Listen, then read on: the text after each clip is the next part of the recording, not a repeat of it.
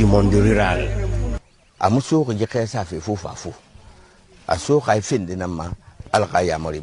Donc, il n'a pas entamé ses travaux pour rien, issus des recommandations divines. Ceux qui comprennent ce message viennent l'assister. C'est un exemple pour nous les imams. Nous ne devons pas vivre de monde ou nous coucher et dormir dans les mosquées. Nous devons travailler. C'est le travail qui est le premier facteur du développement. Là-dessus, nous devons donner l'exemple, nous devons vivre de notre sueur.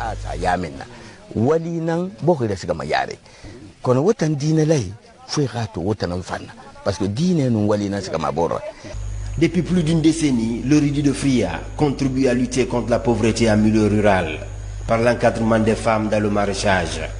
Il contribue à préserver le patrimoine génétique agricole comme la variété de manioc Yoka Beli ou Konko Yoka.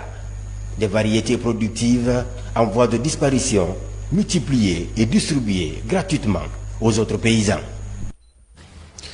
À Kankan, l'heure est à la formation des nouvelles autorités locales. 15 sous-préfets de la région apprennent des notions sur la gestion de l'administration territoriale. La ligne de mire accompagner ces officiers à accomplir leur mission. Elhadji Fodé Bangali Fofana et Jean Dunamou. La préfecture de Kankan compte à ce jour 15 sous-préfectures. Fodé-Karia, Djélibakoro et Kimbala sont les toutes dernières nées. À la faveur de l'avènement du CNRD, le 5 septembre dernier, notre pays a changé d'administrateurs territoriaux. Eu égard aux nouvelles charges qui sont les leurs en ce moment, en tant qu'administrateurs territoriaux, le préfet de Kankan a trouvé utile d'organiser cette formation rapide à leur intention. Nous allons parler des principes généraux de l'administration, notamment de l'administration sous-préfectorale. Nous allons parler aussi, surtout des rôles et responsabilités d'un sous-préfet. D'abord le rôle administratif et le rôle aussi qu'ils doivent assurer par rapport à la tutelle rapprochée des collectivités locales pour leur donner le b.a.-ba de l'administration, pour leur permettre vraiment de se faire familiariser avec les termes administratifs afin qu'au retour sur le terrain, ils appliquent l'administration, rien que l'administration, dans le bonheur exclusif des populations. À l'ouverture des travaux de cette formation, le préfet a donné une orientation à ses nouveaux collaborateurs que sont ces nouveaux administrateurs territoriaux. Maintenant qu'ils exercent la fonction de sous-préfet, il faudrait un rappel et chercher aussi à faire une remise à niveau pour tout le monde. Donc ils doivent avoir au moins le même niveau, la même compréhension pour que ensemble on puisse travailler collégialement et conformément à ce qu'on nous demande. Il a été rappelé à ces nouveaux sous-préfets qu'ils n'ont qu'une seule et unique mission, celle qui consiste à contribuer efficacement à l'amélioration des conditions de vie des populations. La prise du pouvoir par le CNRD a mobilisé les Guinéens de tous bords. De son côté, la diaspora guinéenne s'engage aussi à apporter sa contribution à l'édification d'une nation unie et prospère. C'est le cas de l'ONG La Communauté humanitaire d'éducation familiale et d'assistance internationale pour le développement. Abdoulaye Ninguela Diallo. Réunis autour des plateformes comme la CHEFED, entendez communauté humanitaire d'éducation familiale et d'assistance internationale pour le développement, ces compatriotes justifient leur motivation. Le CNRD a ouvert la porte aux Guinéens de l'étranger. Et nous, étant de l'étranger, nous avons été très mobilisés, nous avons payé nos propres billets pour venir aussi donner notre propre, nos propres idées, nos compétences et toutes nos expériences. Nous mobiliserons les autorités étrangères parce que nous sommes en collaboration avec les autorités des différents pays du monde. Comme ça, on va les attirer à appuyer la Guinée. Au cours de cet échange entre les membres de la diaspora et ceux vivant en Guinée, un accent particulier a été mis sur le bilan des activités et les perspectives de l'ONG. Désormais, l'ambition est de promouvoir les valeurs humaines d'entraide et de partage. Ils ont eu des visions claires, mobiliser la diaspora autour d'un idéal, celui d'accompagner les déshérités, participer au développement socio-économique de notre pays. Et cela fait partie des objectifs clés du CNRD. Et je pense qu'il faut aller dans ce sens-là. Créé en 2011 au Canada, Cette ONG réunit en son sein l'ensemble des communautés guinéennes vivant à travers le monde. Elle a pour objectif principal de contribuer au développement des communautés et d'œuvrer pour la promotion de l'éducation, l'entrepreneuriat et l'assistance sociale humaine. Dans l'actualité également, c'est parti pour le concours de recrutement de nouveaux avocats. Ils sont plusieurs centaines de candidats à être évalués pour le certificat d'aptitude à la profession d'avocat. C'est une initiative du Conseil de l'ordre. Thierno Younoussaba. C'est la dernière ligne droite avant le lancement des premières épreuves. Autour du mât du lycée du 10 octobre, centre retenu pour le CAPA, les postulants sont informés sur le statut du concours sous l'œil vigilant d'un huissier de justice. Un préalable qui doit contribuer à crédibiliser l'examen. Pour être admis dans la profession d'avocat, passe ce concours-là. Donc, dans les conditions normales, chaque année, comme cela est écrit dans le décret numéro 37 de 2008, le barreau doit organiser ce concours pour recruter de nouveaux avocats. Mais le barreau n'a malheureusement pas tous les moyens puisqu'il y a des préalables qui n'ont pas encore été réalisés, notamment la création de l'école du barreau. Nous avons tiré au sort un sujet théorique qui porte sur la responsabilité en droit. Ça, c'est quand même un principe général de droit. Plusieurs dizaines de candidats répartis dans de nombreuses salles de classe seront évalués en théorie et en oral. Ce n'est jamais facile d'aborder une épreuve, mais on essaie de garder son calme et on essaie d'être serein pour rechercher au mieux ce qu'on a pu réviser et le rendre. À travers ce concours, le barreau de Guinée veut impulser du sang neuf dans la profession avec à la clé une jeunesse qualifiée. Cette année, la commission fixe la moyenne à 12. Le barreau n'est pas une source d'absorption du chômage. La profession d'avocat est une profession d'élite. Ceux qui viennent ne viennent pas au barreau qui le veut, viennent au barreau qui peut être avocat. Il faut que cela soit connu de tous. Avec cet autre recrutement, le barreau de Guinée entend répondre aux besoins de justice des citoyens. L'exercice s'annonce comme une promotion des droits et libertés. Entretien routier, les autorités de Dubrika poursuivent les travaux de réparation du pont sur la nationale numéro 3 Conakry-Boké. C'est pour mieux améliorer la mobilité des usagers de l'un des tronçons les plus fréquentés du pays. Alassane Tambaya Conté, Alphaïsi Agaba. L'autorité préfectorale de Dubrika poursuit la réparation du pont et les trous sur la route nationale numéro 3 Conakry-Boké, une route qui connaît actuellement une dégradation poussée par endroits. Sur le pont de Khorira, des nids de poules sont observés un peu partout. Ça fait quand même 2 semaines que nous sommes là-dessus et les populations s'en réjouissent et s'en félicitent. Elles s'en félicitent également pour cette action et très bientôt cette route vraiment, si elle n'est pas totalement neuve, mais elle va vraiment permettre aux usagers de circuler paisiblement et avec une totale satisfaction. On remercie le bon Dieu grâce à la venue du CNRD que notre président Mamadi Doumbouya est en train de piloter. À un mois seulement, on constate déjà le changement. Depuis 7 h du matin, le préfet Sekou Sako et son équipe participent activement à ces travaux d'entretien routier dans la sous-préfecture de Khorira. Cette initiative est vivement saluée par les usagers et les populations de cette sous-préfecture. L'acte de monsieur le préfet est à saluer. Nous l'encourageons, c'est très bien parce que les gens ont souffert et il y a eu des gens même qui ont passé la nuit ici auparavant. En posant ces actes pareils, nous ne pouvons que l'encourager et saluer ces actes. Je vous remercie Dieu d'abord d'avoir envoyé le président de la République, le colonel, monsieur Doumbouya, qui a l'intention d'aider le peuple de la Guinée. Donc on le remercie bien d'avoir accompagné cette population qui sont dans la souffrance depuis des années. Donc on le remercie bien d'avoir fait ce travail-là.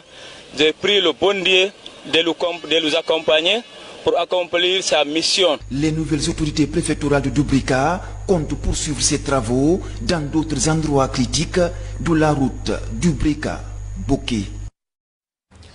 La Guinée a 63 ans d'indépendance. Durant cette période, le secteur extractif a connu un boom économique.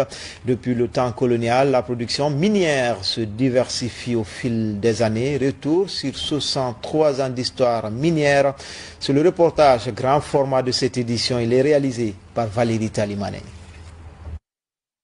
L'exploitation minière en Guinée remonte du Moyen-Âge avec l'or au temps du célèbre empereur Kankou Moussa. Strictement artisanale, peu à peu elle s'industrialise avec l'arrivée en Guinée des sociétés minières. Au soir de la Deuxième Guerre mondiale, l'industrie minière recherche son élan. Le besoin en alumine se fait sentir avec son utilisation massive dans le transport, l'emballage et la construction des avions. L'aluminium devient le second métal industriel le plus prisé après l'acier. La Guinée accueille les premiers investisseurs miniers. À l'époque coloniale, le diamant de Benankoro quittait Cancan pour aller directement à Londres par avion. Donc l'exploitation minière datait déjà de cette époque. Et c'est en même temps que Cassa a ouvert la société canadienne Alcan avec sa filiale française Bauxite de Midi qui a découvert la bauxite de Cassa et qui a mis en exploitation juste après la guerre, en 1948. À l'époque coloniale, la Guinée est la principale destination de la France dans le domaine industriel. La transformation de la bauxite est envisagée. À l'époque coloniale, la France avait misé sur la Guinée sur le plan industriel. Et l'un des aspects les plus importants qui était prévu à l'époque était de faire de la Guinée une zone industrielle en Afrique de l'Ouest. Et la bauxite, la production de bauxite aluminium entrait dans cette stratégie. Le plateau de Kimbo à Fria est choisi par les ingénieurs géologues pour abriter l'usine d'alumine. La qualité de la bauxite et la proximité du fleuve Concouré sont les principaux atouts. Le 13 avril 1960, l'usine démarre sous le nom de la compagnie de Fria. Comme les géologues aiment tout le temps ramasser des pierres, elle a pris une pierre de Kimbo, elle est venue jusqu'à Conakry, elle a fait analyser, elle a trouvé que c'est la même qualité de bauxite que Frigagwe. Alors, décision prise, on va économiser dans le projet le coût de construction d'une ligne électrique. Si on met l'usine de Frigagwe à Kimbo, tout le changement du projet de Frigagwe à Kimbo. L'africanisation, qui est un exemple type de ce qu'on appelle aujourd'hui le contenu local. Le contenu local est à la mode. Je vais vous expliquer que Fria a apporté un contenu local vraiment intéressant, compte tenu que les partenaires de Fria ont joué un franc jeu. Et donc, le plan d'africanisation a été créé par la direction et le syndicat. Et il s'agissait d'africaniser tous les postes d'emploi en 10 ans. Dès l'indépendance, les premières autorités de la Guinée se sont tournées vers l'industrie extractive pour amorcer le développement. L'office d'aménagement de Boki est mis en place en vue de l'implantation de la CBG. 3 principales activités lui étaient assignées. Construire un chemin de fer de 140 km qui devait relier la mine de Sangaredi au port de Kamsa pour pouvoir transporter la bauxite extraite, parce que la bauxite était à Sangaredi. Le pays devient petit à petit un pôle d'attraction sur l'échiquier international. Les miniers posent leurs valises et le pays se hisse comme deuxième producteur mondial de bauxite. L'exploitation se diversifie, mais le défi de la transformation reste un sujet majeur. L'idée que les administrations avaient à l'époque, c'était de transformer les matières premières en Guinée. Ceci se trouve dans la convention qui a permis à CBG d'exister. L'idée était de transformer la matière première en Guinée, de ne plus exporter les matières premières. Plus d'un demi-siècle de gestion minière, malgré toutes ces années, le Guinéen tarde à bénéficier entièrement des retombées des mines, même si des efforts sont en train d'être fournis pour le développement inclusif. On a quand même commencé une bonne chose. Quand vous prenez l'ANAFIC, c'est rien d'autre qu'une partie des recettes fiscales prélevées sur le secteur. Il n'y avait pas ANAFIC et on n'avait pas d'impact. Aujourd'hui, on peut se dire déjà qu'avec l'ANAFIC, l'ensemble du territoire est couvert, soit en école, soit en production d'eau, soit dans... Bon. Mais ce n'est pas suffisant. Dans le secteur des mines, l'État s'assure d'être en phase avec le contexte international. Le pays gagne son combat pour la confiance. Avec l'initiative pour la transparence dans les industries extractives ITIE, des rapports périodiques sont élaborés avec un consultant indépendant, international et publiés, afin de clarifier et garantir l'intérêt national. Protection de Dame Nature à Mamou, les acteurs impliqués dans la lutte contre la déforestation en Moyenne et Haute-Guinée échangent sur les acquis du projet. C'est une activité financée par l'Organisation pour la mise en valeur du fleuve Sénégal. RTG Mamou, Mamadou Pati Baldé. Selon les experts, le phénomène de la dégradation des ressources de l'environnement nécessite de nos jours des dispositions urgentes en vue de sauver le patrimoine naturel. Pour élever le défi, l'OMVS appuie la mise en œuvre des actions communautaires de lutte contre la déforestation et l'érosion des sols en Haute et Moyenne Guinée. À l'ENATEP de Mamou, l'ensemble des acteurs du projet se retrouvent pour la restitution et la capitalisation des acquis du projet. Avec l'appui de l'OMVS, les ONG ABDRN et IGVD ont eu un marché d'appui de la mise en œuvre communautaire des actions de lutte contre la déforestation et l'érosion au niveau de 37 zones sensibles dans 17 communes réparties dans les 6 préfectures de Sigiri, d'Abola, Mamou, Dalaba, Labé et Tougué. On a eu à protéger plus de 78 têtes de source avec des mises en défense en bonne et due forme. Des mises en défense qui ont bouclé tout le processus depuis les concertations jusqu'à la signature de l'acte de mise en défense. Vraiment, c'est quelque chose de salutaire. Malgré l'influence de l'épidémie de la Covid-19, les indicateurs de performance atteints ont permis de restaurer et de protéger les zones sensibles du haut bassin en atteignant les objectifs de départ à 225% des activités évaluées. Je peux vous l'affirmer, ils ont eu des assistances techniques et pratiques à 3 groupements. 2 groupements féminins et un groupement forestier. Le groupement féminin, c'est le groupement du campement et le groupement de Nafaya, dans 2 districts différents. Mais les acquis qui sont eus présentement là-bas dépassent de commentaires. Pour pouvoir clôturer le projet, l'OMVS a estimé qu'il était nécessaire de faire appel à tous les acteurs qui étaient sur le terrain pour pouvoir faire le bilan du projet et pouvoir envisager des mesures à prendre pour la continuité des actions entamées. Et c'est dans ce cadre donc que les autorités à tous les niveaux, savoir les sous-préfectures, les préfectures et les régions, les autorités là doivent accompagner ces acteurs pour la réussite de leur mission. Après cette rencontre d'échange, les services techniques, les élus locaux et les bénéficiaires du projet vont assurer la pérennisation des acquis en vue de sauvegarder l'écosystème naturel. La Guinée, à l'instar des autres pays du monde, célèbre la journée internationale de la jeune fille, génération numérique, notre génération.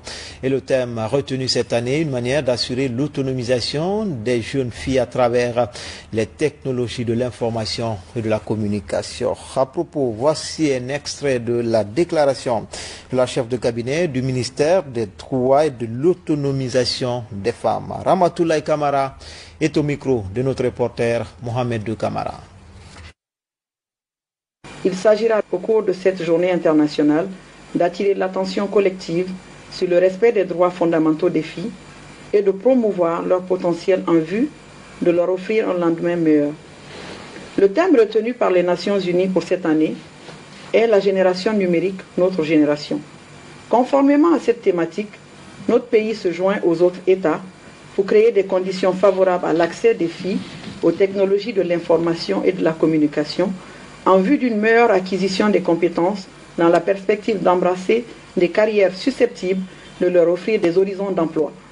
En République de Guinée, de louables efforts ont été consentis à travers les politiques publiques pour favoriser l'émancipation des jeunes filles au prisme des TIC. À titre d'exemple, le ministère des Télécommunications et de l'Économie numérique a appuyé en équipement informatique les jeunes filles apprenantes des centres d'autonomisation des femmes au sein du ministère des Droits et de l'Autonomisation des femmes. À l'occasion de la journée commémorative, il sera procédé à la remise au gouvernement d'un mémorandum de plaidoyer des associations des jeunes filles, la remise du rapport sur la situation des filles dans le monde, l'organisation du takeover par les filles elles-mêmes, la célébration officielle de la Journée internationale de la fille à l'hôtel Kaloum. L'ensemble des partenaires délivrant leur message en faveur d'un plus grand engagement dans la réalisation des droits des filles. Le gouvernement, à travers le CNRD, affirmera son engagement à protéger les droits des filles, des femmes et des enfants en République de Guinée. Enfin, religion avec la consécration de la nouvelle église de la paroisse Saint-Cyprien de Dixine. L'événement est organisé pour célébrer les 25 ans de cette circonscription religieuse de l'église catholique. Robert Bangoura, Bernard Tunguino. 25 ans de vie paroissiale pour les fidèles de l'église Saint-Cyprien de Dixine. Le jubilé d'argent s'est fait dans une nouvelle bâtisse. Cette double célébration est présidée par l'archevêque de Conakry, entouré de plusieurs membres du clergé diocésain et de nombreux invités. Qu'est-ce que la dédicace d'une église? C'est la consécration exclusive de cette église à Dieu par un rite solennel. Et cette église devient par conséquent une maison sacrée, un lieu de rassemblement pour l'écoute de la parole de Dieu, la prière et la célébration des sacrements. Nous confions aussi aujourd'hui à Notre-Dame de Guinée, notre pays et ses nouvelles autorités, que par son intercession, la nouvelle transition que nous venons de commencer soit couronnée de succès.